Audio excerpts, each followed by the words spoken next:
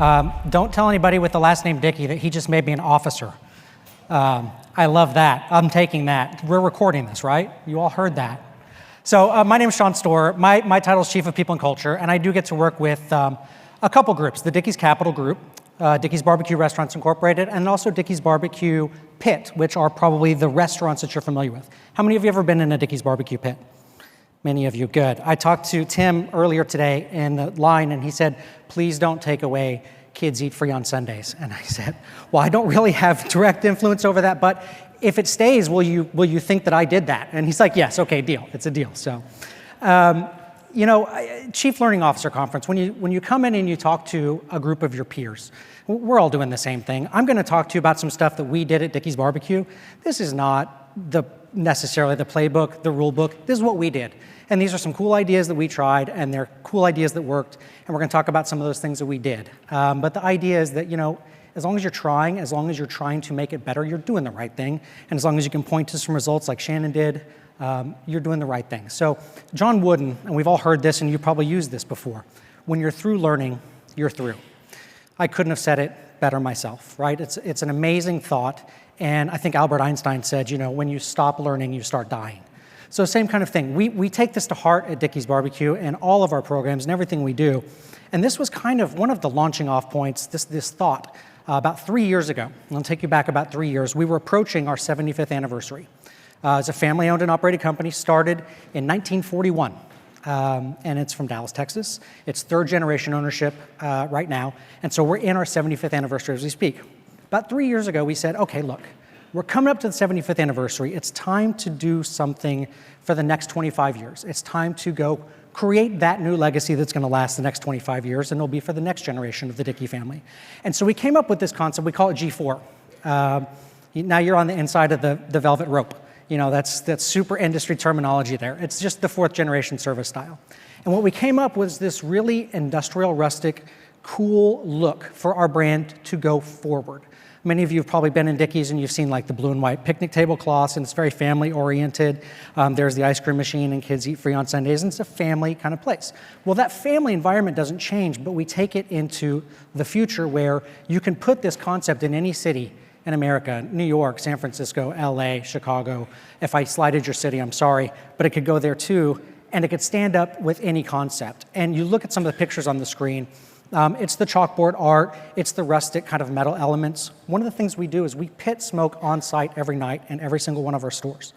So that's a 12-hour brisket that you're eating, that they do in that store overnight. And so we put that element in the front. It's an open kitchen concept, so you can see the pit, you can see the prep tables. It's a really cool thing to see, and we wanted to put that up the front. Well, as we were developing this, we said, okay, wait a minute. We can't just have new sticks and bricks. We've also got to work on our people plan, our vibe. We call it our vibe, what the guest sees, what the guest smells, and what the guest hears. And so with this, they looked at me and said, hey, you're doing all the leadership programs. I got to create the Dickeys Management Institute High Potential Program, 40-week program for high pos. I get to create a lot of the supervisor training we have and a lot of manager level training. And they said, Sean, why don't you now do culture stuff too? I'm like, cool, that sounds great. So the first thought that we came up with is I got to form kind of I called it the Culture Club. And nobody else thought that was funny internally, but I thought it was. And so we came up with our set of core values. And how many of you have core values in your company? Okay, plenty of hands. How many of you deeply, fervently believe in the core values of your company? I see a couple hands shoot way up, and I love that. How many of you think your core values are culture versus strategy?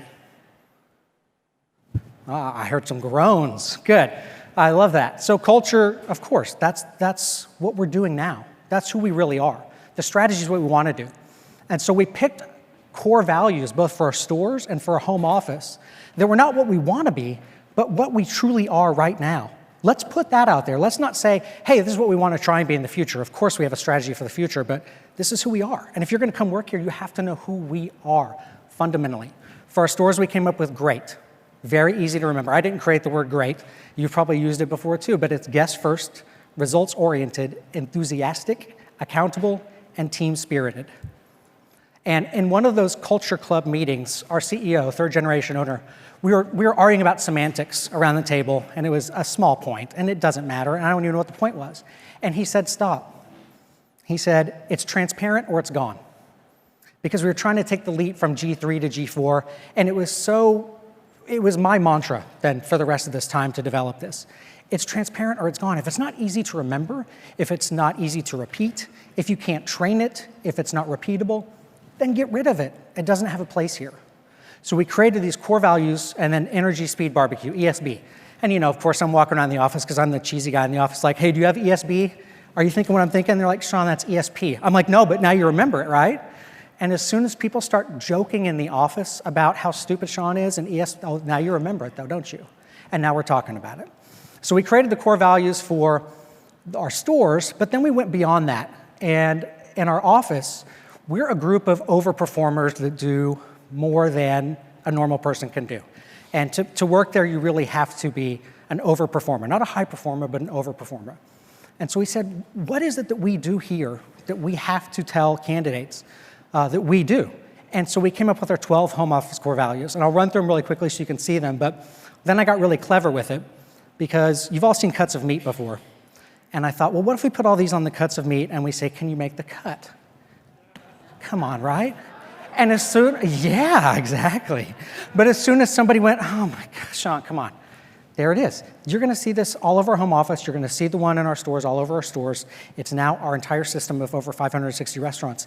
It's something that they can walk into and expect before they even start working there. So our 12 home office core values are smart, direct, results-oriented, loyal, positive, organized, self-accountable, tough, humble, flexible, and you must have edge and a sense of urgency. If I tell a candidate that, and in fact, that has now gone into everything that we do about, and I'll talk in a slide in a second about everything that's infiltrated. But I love this quote from John Maxwell because this is kind of my point that I was making before. He said, your core values are the deeply held beliefs that authentically describe your soul. That's deep. It's not that you think about a lot or that you really believe in. It's authentically describe your soul. These 12 home office core values authentically describe the soul of what it takes to be at Dickey's Barbecue. So we have kind of 3 learning audiences. Of course, you have to figure out, what do we have now? We have these core values. Now we got to get them to the right audiences. And of course, you've seen people trying to draw a line across how we're going to do this and who's going to get that and what's the method. And it was really fun to sit down and just figure out, how do we get all this information out to the people who need it? And so we've got, of course, our franchise owner-operators. That's number 1, most important. We have our own company-owned stores that we own and operate ourselves. And we also have our corporate office and our field employees. So we have franchise directors out managing districts, franchise owner-operators. We've got to get the information out to them. And of course, we do this on a daily basis with so many things, but the core values were so crucial because think about how many people were already in the system, and we had to go reteach them these concepts. You've all been some kind of implementation where there's plenty of people out there who already have some of the information. And now here's the new concept, here's the new rollout, here's the new. So here's how we did it in 1,001 ways. And our method really, there was some method to the madness, but it was, let's get it to everybody in every single way we possibly can. Make it inevitable to learn. There's a great book called Influencer, and they say if you're going to make somebody learn something, you make it inevitable for them to learn it, or you make it inevitable for them to choose that behavior. So in our owner-operator selection, we use this. We use, are they great? Are they going to be guest first? Are they a team-spirited person? When we go to, we have a 4-week-long training program in Dallas for all of our new owner-operators and our corporate employees, franchise directors, vice presidents of operations, et cetera. It's called Barbecue University. And it's 4 weeks of everything you need to know about owning and operating your own Dickey's restaurant in Dallas. And during that time, we start with great. And we talk about great. And we actually have awards at the end. We have a graduation ceremony coming up this Friday to celebrate all of our new family members. And we hand out awards, a guest first award, a results-oriented award, enthusiastic, accountable, team-spirited. Because if we're not rewarding on the behavior, then we're just talking about it at the beginning. In our core operations forums, that immediately became, and of course it took some influence and took some doing, but that immediately became part of the core ops forums. If it's not on the thing that people are looking at every day, then they're not going to talk about it and think about it. We have community marketing calendars. We try and do a lot of the work for our owner-operators and say, hey, here's some great ideas for today is it Tuesday? Right? Tuesday, thank you. Tuesday. So go out to a police or a fire station today and take an XL family pack. You don't have to think about it, it's done. Go out and do it. Calendar tomorrow for Wednesday, take one to the local library, whatever the case may be. So in that, we talk about how you can be great in your community, how you can be results-oriented, drive your sales, but still be enthusiastic about being a community member. We have pocket cards that we give to all of our store employees that has great on the front, the same diagram we looked at a minute ago. And our employee hiring process, both in the stores and in the home office. On our website, before you ever even go there, you start to understand, and I mean, look, this is a CLO symposium. We're talking about learning. People can start learning about you before you ever tell them what you want them to hear, right? So on the website, if you see that I have to be smart and I have to be accountable and, oh, well, I can't show up to work on time, I'm not results-oriented, I shouldn't go to work there. You can see that before we even tell you what it takes. So through our hiring, both stores and home office, we talk about and we use these core values. Through our application process, interview questions. I get to talk to our owner-operators when they come through Dallas for Barbecue University, and we talk about, a lot of them have never owned a business before, and many of them have certainly never hired somebody before. So here's 5 questions you can ask. Tell me about a time where you were, insert name of core value here, guest first. When you worked at other brand, tell me about a time where you had to be team-spirited. They have these easy questions that they can now ask and start to have a conversation with the person.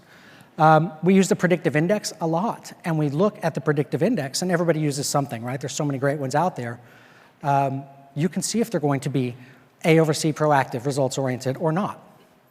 You can look at, through the offer process, even in our email signatures. Mine says, have a GREAT, capital letters, points in the middle, great day, and of course, under it spells it out. Guest first, results-oriented, enthusiastic, accountable, team-spirited. Through our orientation onboarding processes, we have daily commitments. You know, all the words that we choose intentionally. We don't say, I hope to get this done today, or I'd like to get that done today. It's, I'm committing to this today. We have daily, weekly, monthly, quarterly, annual commitments for every role in the company. We have daily charge calls. We have an award-winning shift meeting training video that comes out 7 days a week, twice a day from our training team that's shot out to all the owner-operators in the system, and the first thing they talk about is how are you going to be great today? Our morning cue, daily newsletter, our state of the brand once a month, our host home office staff training. The list goes on and on. Our team programs, talent enrichment, advancement, management. That's where our Dickeys Management Institute is. That's where our high potential programs are. All those things come back and center around that set of core values that we commonly share. Now, how many of you think in your home office or your team, everybody knows what your core values are? That raised your hands before. Less hands. How many people do you think out of those smaller group of hands, how many people do you think could tell you without looking at a card? 1, 2, 3, a few hands. So if you make it simple, if you make it easy, if you make it memorable, if you make it like Roland said, our CEO, it's transparent or if it's gone, or it's transparent or it's gone. If it's not transparent, it's not easy to remember, it's too difficult. So the whole idea is make it easy, make it transparent. When I was trying to put this together, I found this great picture. I don't know if you've seen this. This is the smartest kid in the world. Do you remember these tests where you had to draw the line from answer A to column B? What's their answer? This is brilliant. Oh my God, I want to hire that kid on the team like right now. Of course, you can't get away with doing that, but I'm going to quote Tom Ford, which sounds like a weird thing to do, but I wear bow ties every day, so I think I can get away with quoting Tom Ford. And he said, oddly, he said, there are no right or wrong answers. There is only intuition.